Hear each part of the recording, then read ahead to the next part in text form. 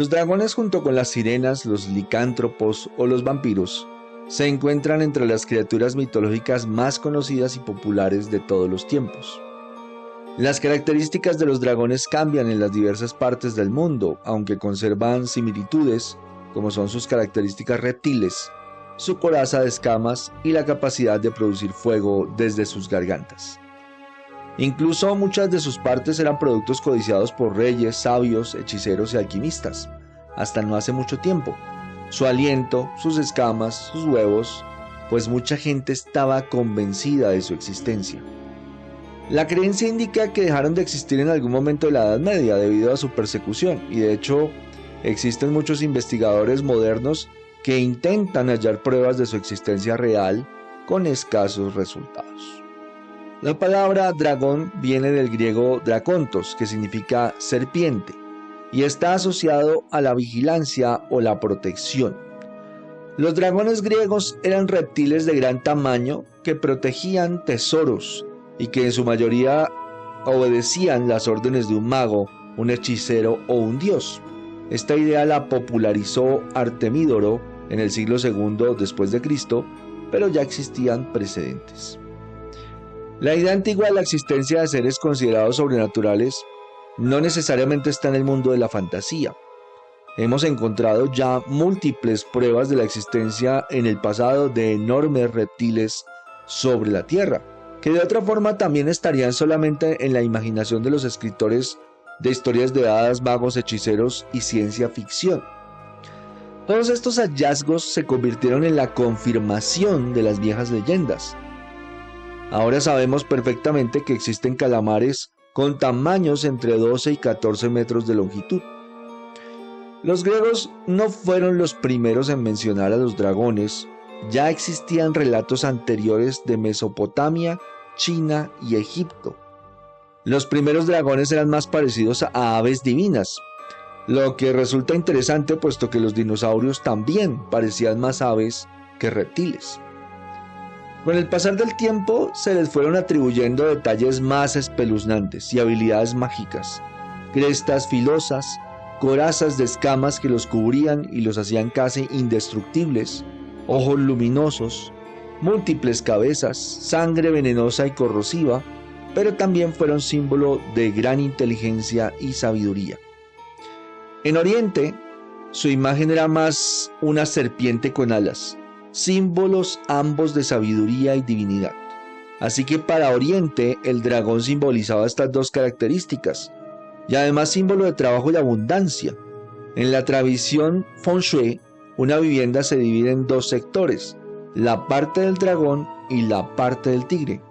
La parte del dragón corresponde al trabajo y la generación de la abundancia, y debe ser la parte de la casa donde deben estar ubicadas todas las fuentes de agua para dinamizar la energía del dragón. En Oriente, los dragones mantenían su espíritu primigenio de entidades divinas o de emisarias de los dioses. Eran poderosos, inteligentes y temibles, pero también muy benignos. Su relación con la naturaleza era clara, podían provocar sequías, traer lluvia y los mortales procuraban no ofenderlos. La mayoría aparecía bajo las formas de serpientes voladoras con 4 patas, carentes de alas, capaces de alzarse en el aire, podían cambiar de aspecto a voluntad y también concebir hijos con mujeres humanas, aparecerse en sueños y hacerse invisibles. Estos seres semidivinos poseían una perla mágica que podía proveer salud y buena fortuna a los mortales, razón que para conseguirla había que cortarles la cabeza. De esta idea proceden, muy probablemente, las famosas esferas del dragón que se hicieron tan populares en la serie Dragon Ball. El cristianismo asocia la figura del dragón con lo maligno y con el pecado. De allí que en oraciones se haga alusión al Draco en frases como non Draco sit mihi dux, que traduce que el dragón no sea mi señor, o el término Draco para referirse al demonio o al maligno.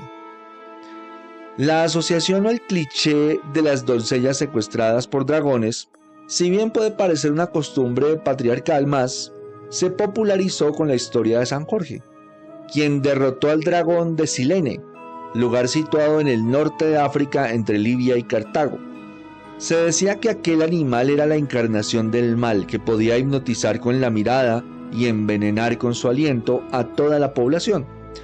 San Jorge mató al monstruo de un lanzazo y rescató a la hija del monarca, que había sido ofrecida como sacrificio supremo para aplacar la ira de la bestia, y en consecuencia todo el reino se convirtió al cristianismo.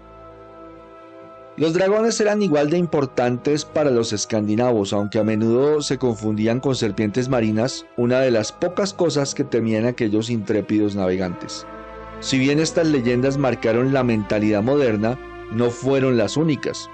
Prácticamente todos los países europeos tienen un dragón importante, y hasta se fundaron órdenes militares, como la Orden del Dragón, a la que al parecer pertenecía Vlad Tepes. Pero la mayoría proceden de las Islas Británicas.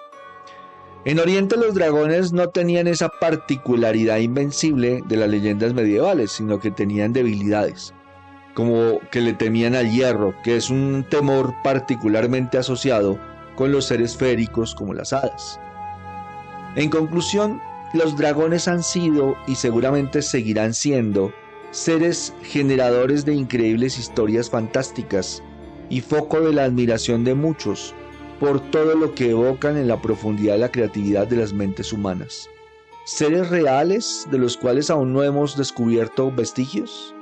¿Seres feéricos pertenecientes a dimensiones a las cuales ya no tenemos acceso por los cambios vibratorios de la humanidad? Como muchos otros seres que han sido y siguen siendo avistados por humanos, como Pie Grande, los hombres lobo, los cambiaformas, los cuales desaparecen sin dejar rastro. Con esto los dejo hasta una próxima oportunidad.